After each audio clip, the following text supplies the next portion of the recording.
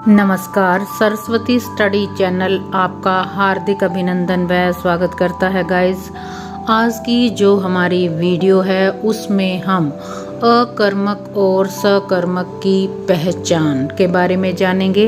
इससे पहले हम आपको ये बताएंगे कि ये होते क्या हैं। गाइस, क्रिया हिंदी का एक महत्वपूर्ण विषय क्रिया, जिसका अर्थ है किसी भी काम का होना या करना पाया जाए, वो क्रिया कहलाती है। जैसे कि पढ़ना, खाना, पीना, सोना, ये सभी क्रियाएं हैं। इसके अंदर जैसे कि पढ़ना, ना जो है वो प्रत्यय है, और पढ़ इसे हम मूल क्रिया यानी कि धातु भी कह सकते हैं। तो इसके साथ प्रत्यय लगता है, और जब हम इसका वाक्य में प्रयोग करते हैं तो इसका जो पढ़ है, तो पढ़ के साथ जो है हम जो रहा है या हूँ या ना या लूँगा, जैसे मैं किताब पढ़ रहा हूँ, मैं किताब पढ़ता हूँ, मैं किताब पढ़ूँगा, मुझे किताब पढ़नी चाहिए।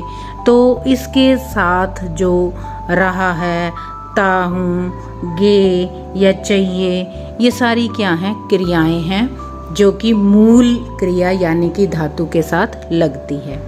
तो अब हम पहले ये जानेंगे कि जो क्रिया है उसके दो भेद होते हैं, कर्म की अपेक्षा और अनपेक्षा के आधार पर।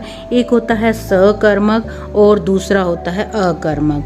जो सकर्मक है, अब हमें नाम से ही पता चल रहा है, सकर्म यानी कि कर्म के साथ जो क्रिया, कर्म के साथ मीन्स जो क्रिया कर्म की अपेक्षा करती है, वो सकर्मक क्रिया कहलाती है। इसके अंदर कई बार कर्म उपस्थित भी नहीं होता, उसकी अपेक्षा होना जरूरी है। तो जैसे मैंने आइसक्रीम खाई, आपने खाई, तो अब देखो मैंने आइसक्रीम खाई, अब इसमें आइसक्रीम कर्म है, लेकिन दूसरे के साथ मैंने ये लगाना जरूरी नहीं समझा कि तुमने खाई, तो कर्म की अपेक्षा तो हो रही है ना। तो ये है सकर्मक क्रिया। और जिसमें कर्म की अपेक्षा ना हो वो कहलाता है अकर्म। अकर्म यानी कि कर्म के बिना। इसे एक और तरह से भी समझ सकते हैं। कर्म की जो पहचान है कि क्रिया पर क्या या फिर किसे, इस प्रकार के प्रश्न करके हम कर्म की पहचान कर सकते हैं।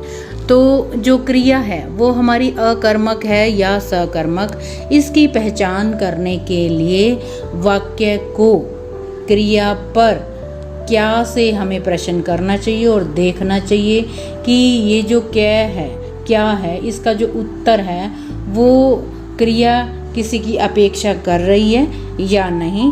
उदाहरण में देखें, पहला हमारा वाक्य है बच्चा लिख रहा है।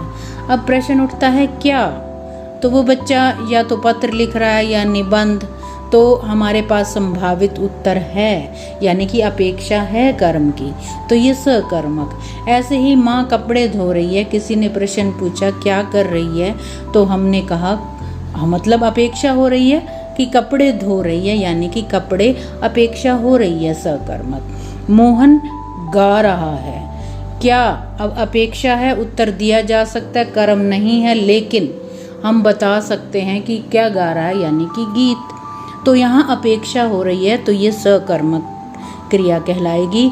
जहाँ पर अपेक्षा ना हो, जैसे शीला जा रही है, अब इसमें हम प्रश्न करते हैं क्या, तो अब इसकी अपेक्षा उत्तर नहीं है, तो ये अकर्मक यानी कि कर्म के बिना। बच्चे दौड़ रहे हैं, क्या, तो इसका कोई संभावित उत्तर नहीं है, तो ये भी अकर्मक है। ऐसे ही पिताजी नहा रहे हैं, क्या में नहीं आंसर दे सकते कि हम नहा रहे हैं, ये नहीं किया जा सकता, तो ये अकर्मक यानी कि कर्म की अपेक्षा नहीं हो रही, तो ये अकर्मक है। अर्थात यदि क्या के उत्तर में कोई क्रिया किसी वस्तु यानी कि कर्म की अपेक्षा करती है तो वो सकर्मक कहलाएगी, लेकिन अकर्मक क्रिया क्या के उत्तर में अगर किसी कर्म की अपेक्षा नहीं करती तो वो अकर्मक क्रिया कहलाएगी। और वाक्य में कभी कभी कर्म का लोप भी कर देते हैं हम, जैसे मैंने अभी बताया, मैंने आइसक्रीम खाई, आपने खाई, तो मेरी इच्छा है, वक्ता की इच्छा होती है, वो कर्म का लोप भी कर ले सकता है, तो उसके अर्थ को जो है समझ सकता है। तो उसमें कर्म होना जरूरी नहीं है, कर्म की अपेक्षा होनी जरूरी है सकर्मक के अंदर, जबकि अकर्मक के अंदर कर्म की अपेक्षा ही नहीं होती। तो ये है अकर्मक और सकर्मक क्रिया की पहचान। धन्यवाद गाइस, चैनल को सब्सक्राइब, वीडियो को लाइक व शेयर अवश्य करें।